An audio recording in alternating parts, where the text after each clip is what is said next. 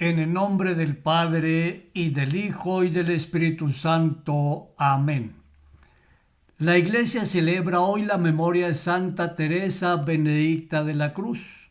Edith Stein nació en 1891 en el seno de una familia judía. Fue una gran estudiosa de filosofía. Recibió la vida nueva por el bautismo. Con el nombre de Teresa Benedicta de la Cruz, se consagró en la Orden de las Carmelitas Descalzas. Fue arrestada en su monasterio por orden de las autoridades nazis y bajo ese régimen nefasto y enemigo de la fe y de la dignidad del hombre, murió en las cámaras de gas del campo de exterminio de Auschwitz, cerca de Cracovia, Polonia, en 1942. Gracias a Dios, la Iglesia sigue creciendo sobre la sangre de tantos mártires que con fe entregan su vida para que siga creciendo la palabra de Dios y se siga anunciando el reino de los cielos. Sigue al Cordero crucificado por nosotros la Virgen valiente, ofrenda de pureza y castidad. Oremos.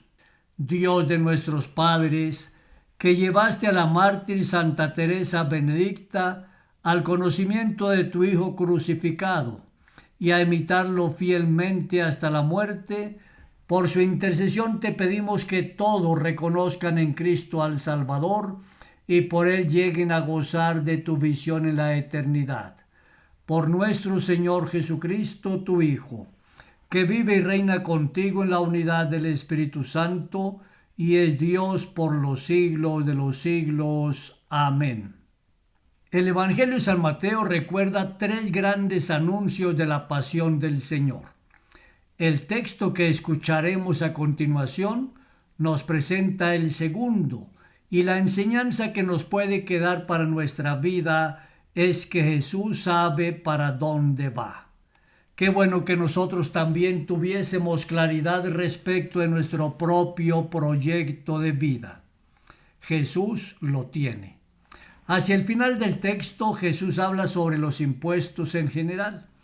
Aquí San Mateo, al presentarnos esta enseñanza del Señor, indica que la Iglesia interpretaba en sentido extenso las enseñanzas de Jesús y la aplicaba también al impuesto que debe pagar al Estado. Proclamación de la buena noticia de nuestro Señor Jesucristo, según San Mateo. Mientras estaban reunidos en Galilea, Jesús dijo a sus discípulos: El Hijo del Hombre va a ser entregado en manos de los hombres, lo matarán y al tercer día resucitará. Y ellos quedaron muy apenados. Al llegar a Cafarnaúm, los cobradores del impuesto del templo se acercaron a Pedro y le preguntaron: ¿El maestro de ustedes no paga el impuesto? Sí, lo paga, respondió.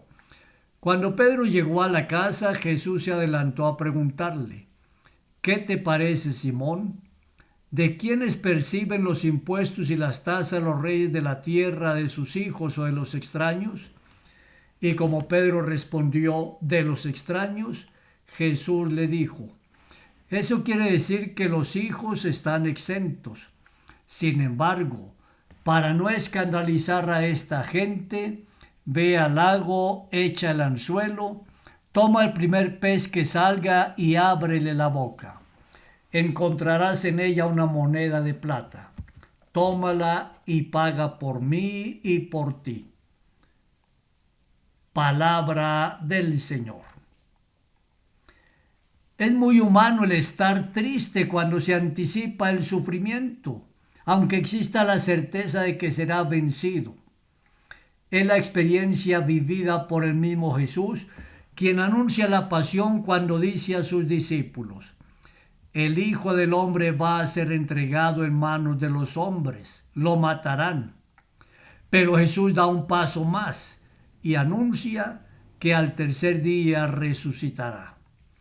Con frecuencia se piensa que Cristo exige la insensibilidad frente al dolor o que lo amemos. Lo cierto es que no es así, puesto que él mismo sintió horror ante la muerte. Refugiarse en el dolor no es malo. Afrontarlo para superarlo es un bien. Luchar para vencerlo, inclusive en el otro, es un compromiso para nosotros cristianos. Este compromiso debe ir tan lejos de manera que se pueda evitar lo que llegue a molestar a los demás. En cuanto al impuesto del que se nos habla en el Evangelio, Jesús se siente totalmente libre porque es hijo de Dios. Y se lo revela con ingenio a Pedro, pero para que su libertad no ofenda el sentido común. En cuanto el impuesto tiene un significado religioso, paga por sí mismo y por Pedro. Así Jesús no se sustrae de sus compromisos ciudadanos. Ante el recurrente problema, ¿se realizan o no ciertos deberes sociales o políticos? Y el ejemplo de Jesús nos muestra que obedecer con libertad y no con sentido de esclavitud es pagar un justo tributo a la convivencia humana. Quejarse hasta el amargo final, como si todo fuese cruz y sufrimiento, nos lleva a la desesperanza. Pero como Cristo resucitó, tenemos el camino abierto a la salvación. La esperanza nos mueve, la esperanza nos anima, la esperanza nos compromete a seguir en camino con el Señor.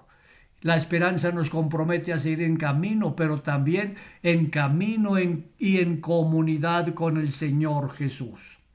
Oramos con la palabra. Señor, contamos con tu ayuda para comprometernos a superar el dolor y todo aquello que pueda perturbar a los demás. Con tu presencia podremos ser coherentes con nuestros deberes sociales y políticos.